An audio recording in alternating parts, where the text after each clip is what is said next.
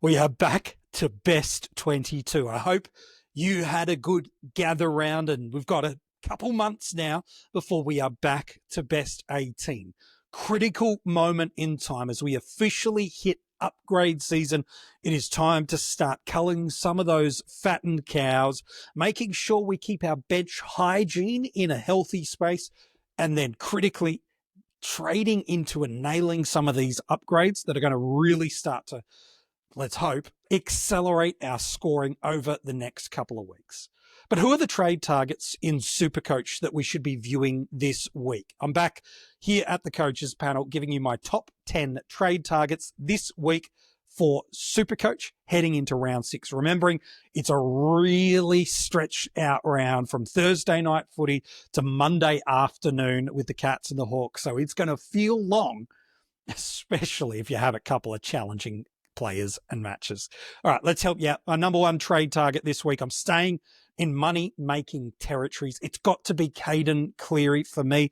I know some are worried about the Port Adelaide matchup this week. For me, I am not. Fantasy Freako put out a great stat inside the last couple of days, just talking about how much the ball is coming to and through him with handball receives. But when you add that factor alongside the volume of tackles that he's bringing, it's given him a really strong scoring basement. To me, he is a fieldable F6, let alone an option at flex if you choose to do so. But at under 125,000 with a break even in the negative 70 range, to me, this is the play, whether it be getting out of a Davidson, jumping off a dead cash cow with like a berry, for example, or a stone, let alone using the newly added DPPs that you could move around.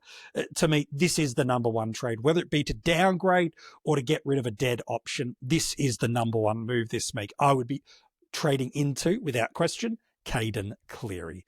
My number two is also a money maker. I'm not saying if you've got two trades, you should only be doing downgrades. What I am just saying is you've got two great options this week. And if you're not sure how to split a Cleary or a Gross, or how to split these two guys out, or just in a general rule of thumb, how do you make these 50-50 differentiators? We talk about that in the strategy session with myself and Mini Monk. It's available on this YouTube channel. Make sure you go back and check it out in more depth. But to me, Tom Gross is a really nice downgrade option this week. I think you should probably be able to be in a position where you use a boost and get these two, because I think they've got good job security, reasonable scoring.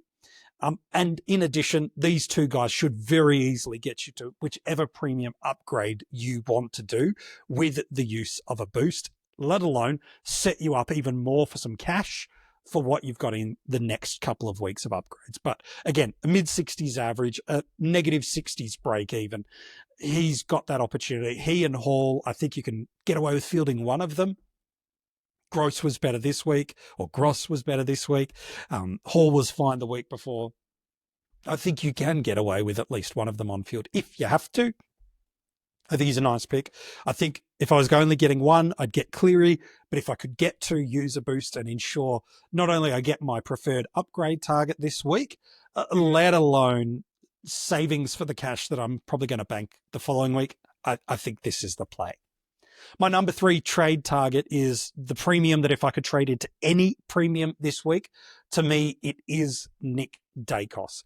He's got a break even of 121. So he's right at that range and level, despite going at an average of that low hundreds and 103 sort of range this year.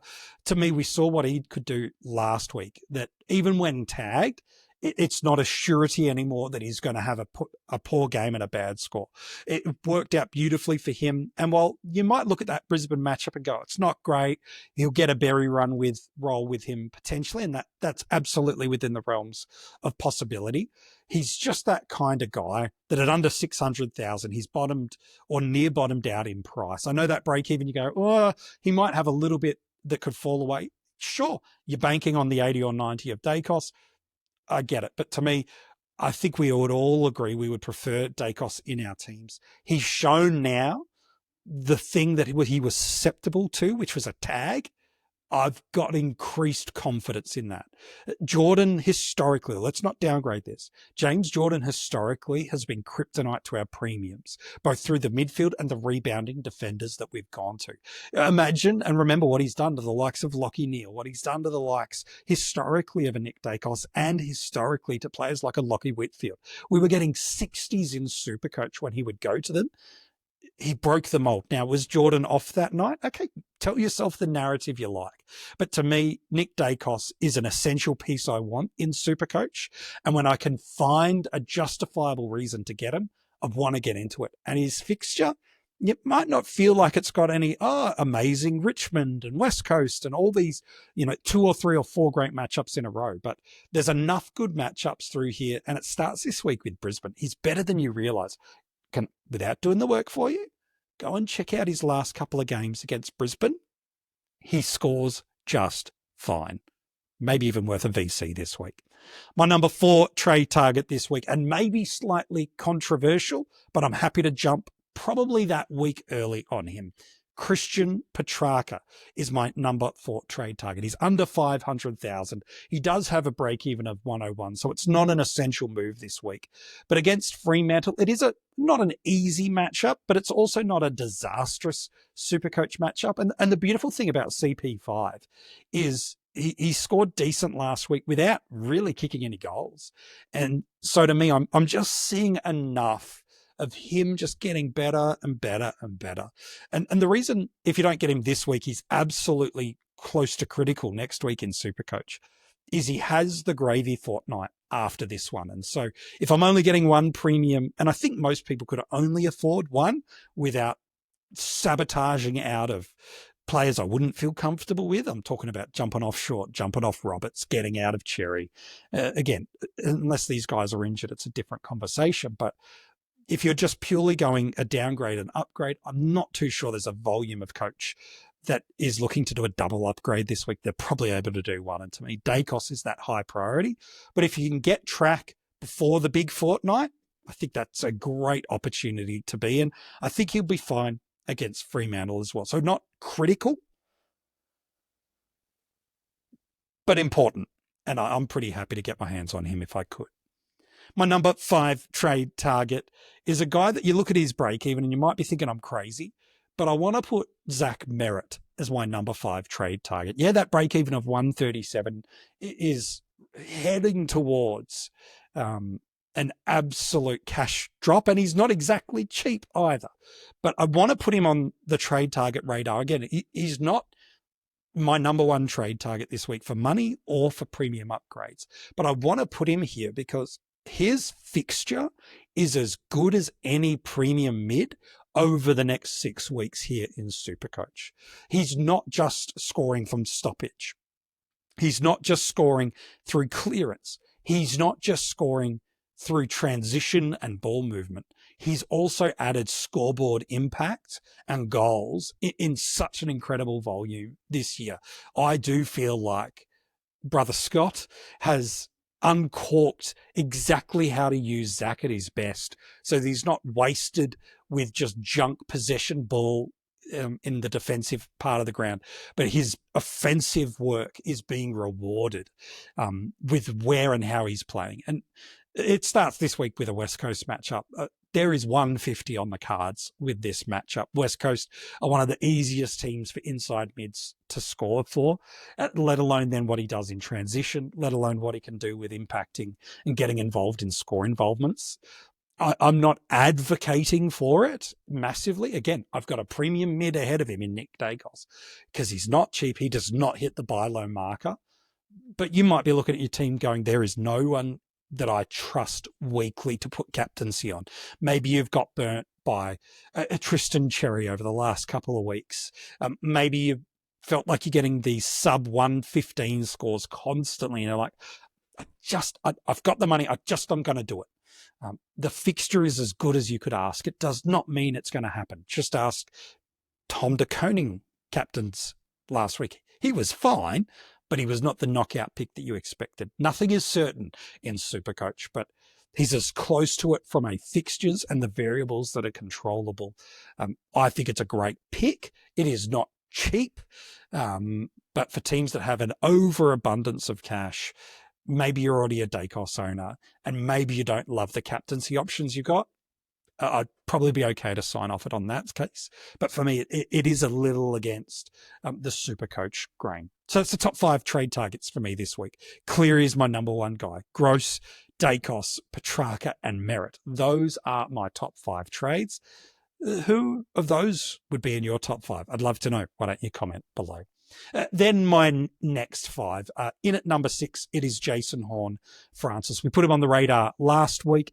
If you got into him last week, you got rewarded with another good score, and he's already started to move up in value a little bit. That's going to happen even more with such a incredibly attainable break even.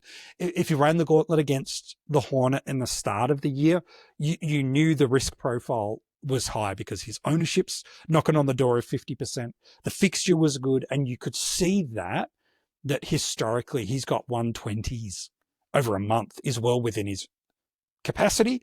And if he did that on your head, you're in trouble. Now, you got out of jail if you're in the 50% or more than 50% that don't own him. Last week, we put him on the radar as a critical piece because he was as cheap as I felt he was going to get for the year. He's backed it up with another good score. He's a little bit pricier again, but now is the time. If you want to get into the Hornet this year, now is the time to do it. Does he have to be purchased? No, that's a different conversation altogether. You might ignore him because you don't like that hot for 2 weeks, cold for 2 weeks, hot for a month, cold for a month. You might like something else. But to me, if you are interested at all in the preseason or this season so far at owning the Hornet, now's probably the last chance to get it at its basement of what his value could be. I just don't see him being under 550 all that often, and certainly not in this front half of the season when it comes to our upgrade time. So to me, if you want Hornet, now's the time. My number 7 trade target. So again, I think I said Hornet was my 6, but really my 7s are a bit really is my 6. My number 7, I don't love this one. I got to be honest with you. I don't love it, but I'll put it on the radar for you anyway. Saad El Hawley. Not a great break even. It's -11. From a SuperCoach points per minute, it's pretty favourable. The reason I don't love it is I can just never be certain that he's free of the vest every single week. Now, you could say the same about my top 2 trade-in targets, that they're a vest risk every single week, or any rookie is. And to an extent, I agree with you. The difference between my top 2 guys in Tom Gross and in Caiden Cleary is their break-evens are -60s, -70s, whereas we're talking about just over -10. It's 11. So the profile of cash movement that can get stalled here is very, very high. Yes, you'll know Friday night, and so it should probably make your trades easier, but that risk of it coming the future week is just as likely to me. So if it gets you into the upgrade you like, maybe you already own a Cleary, you jumped early on a Gross or whatever it is, okay, sure. He's my 3rd of the money makers to go, but I don't love it.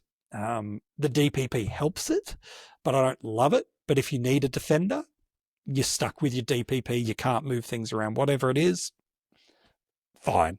It should be on no circumstance on your field, though. Absolutely no circumstance on your field. And on that, last week, if you ran a 3-defender rookie option, so Reed, Trainer, and Bice, you might be tempted.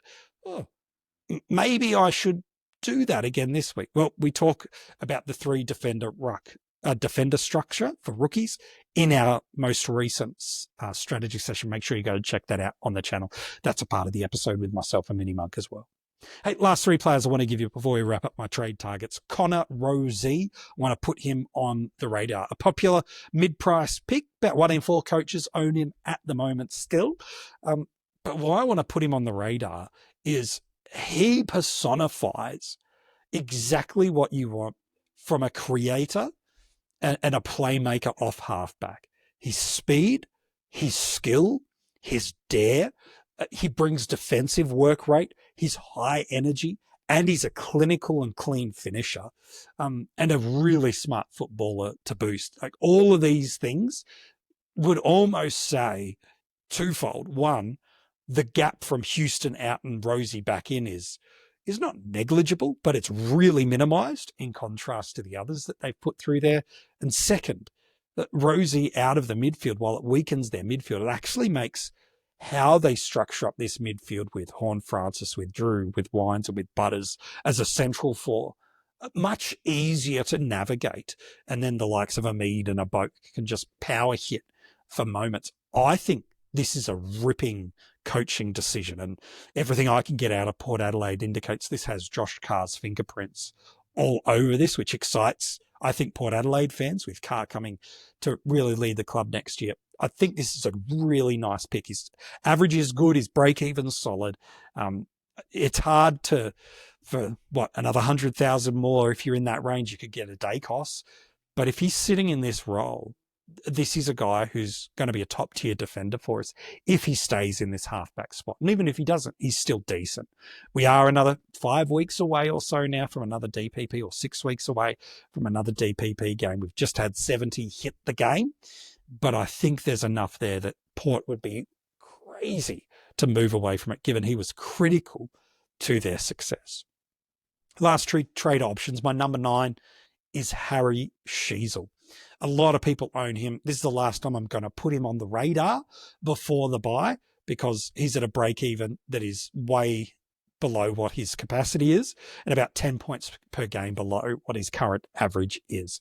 He is not cheap, but he is as cheap as he is going to get. If you don't get him this week and maybe next, I think it is now a post-bye play, given he's got that round 12 bye.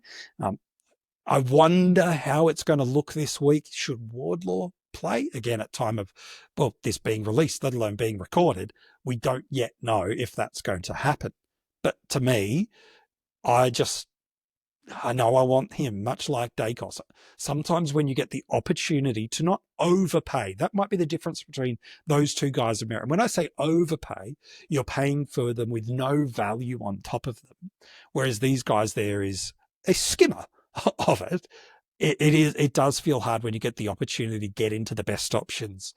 You can only ignore them so off them for a period of time. Sheezel's still in that range for me. And so I think you can get him. It's this week, maybe next at the latest. And then after that, you're looking at him after buys. And then for the first time ever in the SuperCoach trade targets, I want to give you a number 10 option, but I actually want to talk more about him as why I don't think he's a trade target that I like, rather than a trade target I would advocate for. Little twist at the end. Did you see that coming? Let's talk about Ned Long.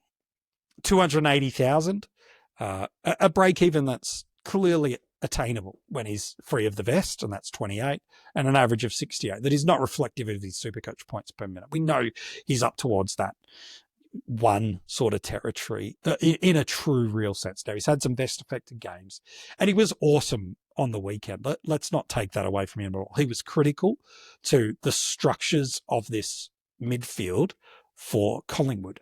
But also, let's put on the table here, they are missing two structurally important pieces that have cascading impacts here on Ned. Yes, I know Craig McRae said he's not going to be in the vest for any time soon.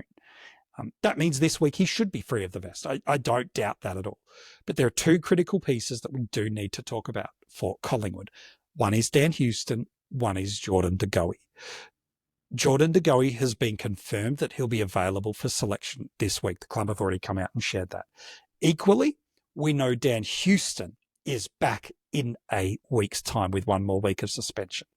Now, Harry Perryman went back to protect the absence of Houston, and we've heard also Craig McRae talk about how much of a utility Perryman is. So there'll be weeks where he plays midfield and plays as that more big body, defensive minded mid. Not really the stoppage king, but rather balancing that structure out. We've also heard he'll play wing.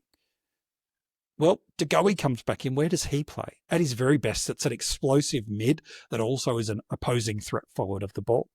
I just wonder, we might be fine this week, even with De Goey back. But it feels like in 2 weeks, you could be stuck in this purgatory position. And 28 break even, while decent, there's a world where in 2 weeks' time, he might not even start round 7 with the best, but he could cop one. And all of a sudden, you've used a trade to get into a guy that's not really probably going to be the reason you can get into a premium this week.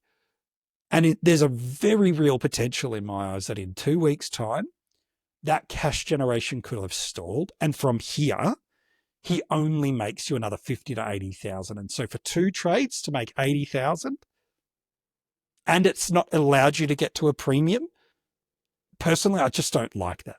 Now, others play SuperCoach in a different way, and that's totally fine. That's the beauty of SuperCoach, how you use your boost, how you use your 40 trades. You're allowed to play the game how you darn well like. So far be it from me to tell you that you shouldn't do it. I'm just saying for me, it is nowhere near the way I would like to play the game. It feels like the move people were doing for Ryan Marriage, which, again, I'm still comfortable to have done. But it was 2 weeks ago when we were correcting structures. It's not now. We should structurally feel like we've done the trades to get where we want, to have the amount of cows in certain spots and premiums in certain spots and mid prices in certain spots that we want. To me, this feels like a correctional trade that if he had presented a fortnight ago, no problem at all. I'd be all on it. Even with the risk, I'd be all on it because it's the correctional and other elements. But to me, we're past correction trades. We're in upgrade season. So can you do Ned Long? Of course you can. But the combination of timing of when it's hit in the season, the fact that it's unlikely to really get you into the premium upgrade you want this week, and the high risk factor that I personally can see in 2 weeks' time with a fit Daicos and a returning from injury suspension, how does this actually fit? Because if he's not in the mids, how does it work? Sidey's been awesome. Pendle's is strong. Daicos of the Nick variety is not moving anywhere. Perryman has offered something defensively in that midfield when he's played in that spot. Daicos is an offensive weapon. How do you fit all those guys in and through rotation with Ned Long? Okay, Perryman's out, Long's in. Okay, but now you've got to get Daicos in, and that wasn't there in the games he scored well. There's always been an injury that's presented for him to be in that spot. If Daicos was out for a 5 to 6 week period, you know what? Then I'd probably be more comfortable. But you stack up the variables and you stack up the reasons. For me, how I like to play the game, I don't know what the next fortnight will be. I don't think that he's going to unlock an upgrade for you this week, and I feel like it doesn't fix your structure.